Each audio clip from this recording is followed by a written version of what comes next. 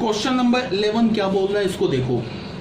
If A and B are n square matrix then prove that A and B will commute if this and this commute for every scalar. मतलब क्या बोल रहा है कि ए और B हमारे पास एक स्क्वायर मैट्रिक्स है एन ऑर्डर का, तो क्या बोला है कि प्रूफ करो अगर ए और बी फॉर एवरी स्केलर के, और यहाँ पे और थोड़ा सा क्वेश्चन अच्छा बना लो, एंड वाइस वर्सा लिख लो, एंड वाइस वर्सा, ये भी क्वेश्चन में ऐड कर लो। क्वेश्चन में अब क्या हो गया, ए एंड बी हमारे पास एन स्क्वायर मैट्रिक्स है, प्रूफ करो ए और बी कम्यूट करेगा अगर ये दो मैट्रिक्स कम्यूट करेगा, एंड वाइस वर्सा बोलने का मतलब कि अगर ये दो मैट्रिक्स कम्यूट करेगा तो ए एंड बी कम्यूट करेगा, ये प्रूफ करो। ठीक है, अगर ए एंड बी कम्यूट कर रहा है तो ये दोनों मैट्रिक्स कम्यूट करेंगे, और अगर ये दोनों मैट्रिक्स कम्यूट कर रहे हैं तो ए एंड बी भी कम्यूट करेंगे, ये प्रूफ करो। ठीक है ना, तो इसको देख लो, सॉल्व करते हैं। सबसे पहले केस 1 बनाते हैं, सॉल्यूशन 11। देखो ध्यान से,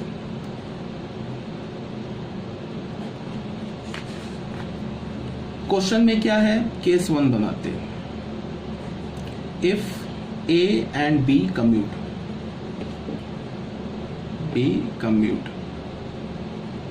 ए और बी अगर कम्यूट कर रहा है तब हमें क्या प्रूफ करना है, कम्यूट कर रहा है ए बी तो ए एंड बी, तो क्या हो जाएगा, A B is equal to B A हो जाएगा। तो हमें क्या प्रूफ करना है, सी मैट्रिक्स हमने ले लिया, ए माइनस के आई एक मैट्रिक्स ले लिया, एंड एक चलो डी मैट्रिक्स ले लिया, बी माइनस के आई एक मैट्रिक्स ले लिया। ठीक है ना, तो हमें क्या प्रूफ करना है कि अगर ए और बी कम्यूट कर रहा है तो A B is equal to B A हो गया, तो हमें प्रूफ करना है C and D will commute, C और डी भी कम्यूट करेगा। उसके बाद दूसरी बार केस 2 बनाएंगे, उसमें क्या करेंगे, सी और डी को मान लेंगे कि ये कम्यूट कर रहा है, और फिर क्या प्रूफ करेंगे, ए एंड बी भी कम्यूट कर रहा है। तो केस 1 में हमने क्या किया, मान लिया ए एंड बी कम्यूट कर रहा है, तो ए और बी कम्यूट कर रहा है, तो सी डी को हम क्या लिख सकते हैं, ए माइनस के आई इंटू बी माइनस के आई, ऐसा लिख सकते हैं। इसको हमने मल्टीप्लाई किया, तो मल्टीप्लाई किया तो क्या हो जाएगा, A B minus K I A minus K I B and plus of के स्क्वायर आई स्क्वायर। मैट्रिक्स का मल्टीप्लीकेशन आ रहा है समझ में, ए इंटू बी, ए बी हो गया। अब ए को इससे मल्टीप्लाई करना है, देखो ये के स्केलर है, आई आइडेंटिटी मैट्रिक्स है, तो इस स्केलर और आइडेंटिटी को मैंने पहले रख दिया, इस मैट्रिक्स को ऐसे लिख दिया। अगर ये मान लो ये एक सी मैट्रिक्स होता या ई मैट्रिक्स होता तो हम ए इंटू ई लिखते, ई इंटू ए नहीं लिखते। बात समझ रहे हो, क्योंकि ये के स्केलर है, आई आइडेंटिटी है, तो हमें कोई फर्क नहीं पड़ा। ए को मैंने बिल्कुल राइट साइड पे कर दिया, के आई को मैंने लेफ्ट साइड पे कर दिया। इस के आई की जगह मान लो एक ई मैट्रिक्स होता, यहाँ पे ई मैट्रिक्स होता, तो हम कैसे लिखते, ए इंटू ई। क्लियर है। फिर यहाँ पे हमने क्या लिखा, के आई इंटू बी, और फिर माइनस माइनस प्लस के स्क्वायर आई स्क्वायर। अब तुम ऐसे देखो, ए और बी कम्यूट कर रहा है, ये तो हमने पहले अज्यूम कर लिया है, तो इस ए बी की जगह मैं क्या लिख सकता हूँ, बी ए। इस वाले टर्म को ना मैंने पहले लिख लिया, के आई बी लिख लिया, इसको मैंने लिख लिया के आई ए, और प्लस लिख लिया के स्क्वायर आई स्क्वायर। आई स्क्वायर को आई भी लिख सकते हो। इस दोनों से मैंने बी कॉमन ले लिया, तो क्या हो जाएगा, ए माइनस के आई। इस दोनों से मैंने माइनस के कॉमन ले लिया, तो माइनस के कॉमन ले लिया, तो यहां पे क्या हो जाएगा बताओ, आई ए। ठीक है, देखो ये आई ए को ए भी लिख सकते हैं, कोई प्रॉब्लम नहीं है। माइनस के कॉमन ले लिया तो यहाँ आई ए हो गया, अब माइनस के कॉमन लिया तो ये क्या हो गया, माइनस के इंटू आई। अब चलो आई स्क्वायर लिख दिया, कोई दिक्कत नहीं, आई स्क्वायर तो फिर आई के इक्वल है, तो यहाँ से क्या लिख लिया, बी, यहाँ ए माइनस के आई लिख लिया, माइनस के लिखा। आई ए को ए लिख सकते हैं, कोई प्रॉब्लम नहीं है। इस आई स्क्वायर को आई लिख सकते हैं, तो माइनस के आई हो गया। अब इसको मैंने क्या लिख लिया, बी माइनस के, और साथ में के को के आई लिख सकते हैं, कोई प्रॉब्लम नहीं है, और ये हो गया ए माइनस के आई। अब ये क्या हमारा डी मैट्रिक्स था, और ये क्या हमारा सी मैट्रिक्स था, तो हमें क्या मिल गया, C D is equal to D सी।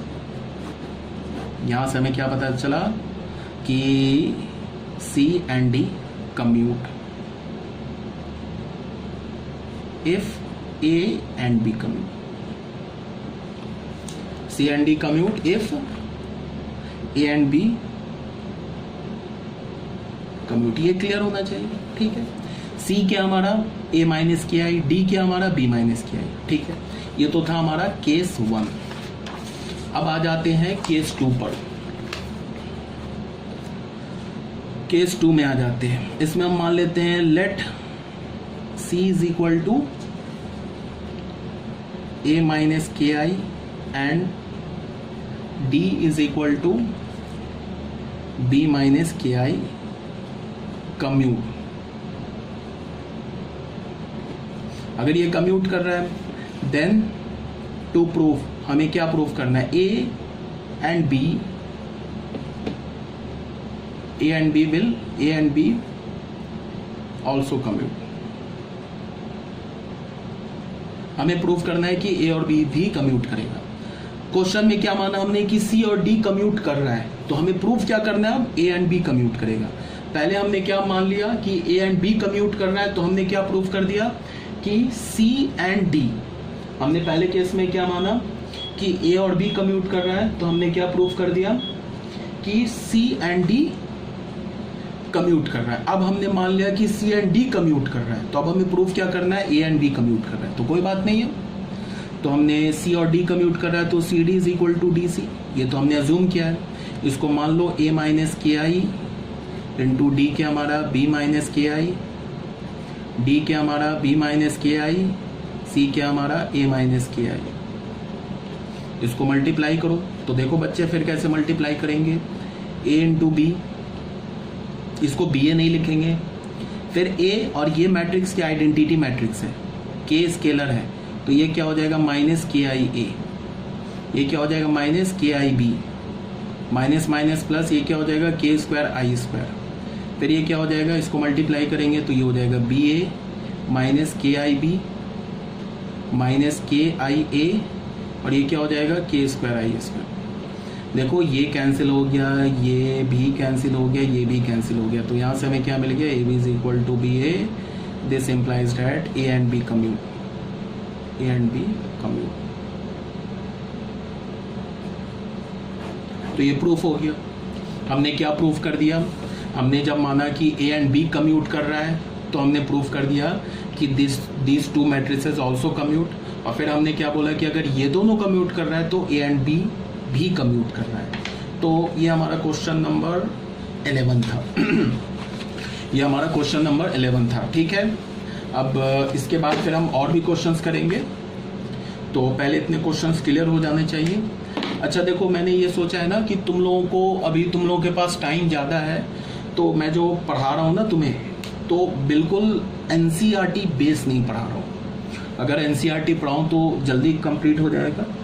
तो कुछ चैप्टर्स कुछ टॉपिक्स जो है ना वो JEE मेंस और एडवांस के होंगे, तो जिसमें थोड़ा टाइम तो लगेगा, लेकिन हमारा साथ साथ JEE मेंस एडवांस भी होता रहेगा।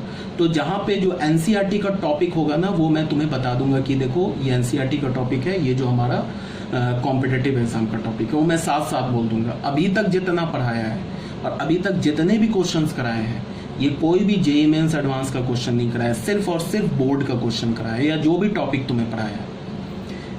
जब हम लोग अभी क्वेश्चन के 2-4 सीरीज और देखेंगे, उसके बाद जब हम लोग का एक थ्योरी आएगा, फिर टाइप्स ऑफ स्क्वायर मैट्रिक्स आएगा, तो वो हमारा JEE मेंस लेवल होगा, ठीक है। तो वो मैं बता दूंगा तुमको कि ये बोर्ड का नहीं है, ये JEE मेंस का है। तो जिस बच्चे को लगता है कि नहीं हमें पहले बोर्ड करना है, तो पहले बोर्ड कर लेंगे, कोई प्रॉब्लम नहीं है। उसके बाद वो चाहें तो फिर उस वीडियो को दोबारा देख सकते हैं, या फिर ऐसा भी तुम कर सकते हो कि साथ साथ लेके चलो, वो तुम पे डिपेंड करता है। मेरा तो काम है बोर्ड भी देखना और साथ में तुम्हारा कॉम्पिटिटिव एग्जाम भी देखना। टाइम लगेगा। अब जैसे रिकॉर्डिंग करके पढ़ाने में क्या होता है कि जो मैं रिकॉर्ड तो कर लेता हूँ, लेकिन उसको सेंड करने में, अपलोड करने में प्रॉब्लम होती है, तो उसके लिए थोड़ा टाइम लगेगा चैप्टर कंप्लीट होने में। और जैसे ही फिर हमारी ऑफलाइन क्लास स्टार्ट हो जाएगी, मतलब तुम स्कूल आने लगोगे, हम लोग का क्लास स्टार्ट हो जाएगी स्कूल में, तो फिर हम लोग क्या करेंगे, फिर हमारा फटाफट सिलेबस कंप्लीट हो जाएगा, उसमें कोई प्रॉब्लम नहीं है। जो छोटा रहेगा, जो चैप्टर तुम्हें डाउट होगा वो सब पूछ लोगे, तब तो फिर कोई प्रॉब्लम ही नहीं है। एक बार क्लास स्टार्ट हो जाए, तुम स्कूल आने लगो। अभी तक के लिए बस इतना ही। ओके।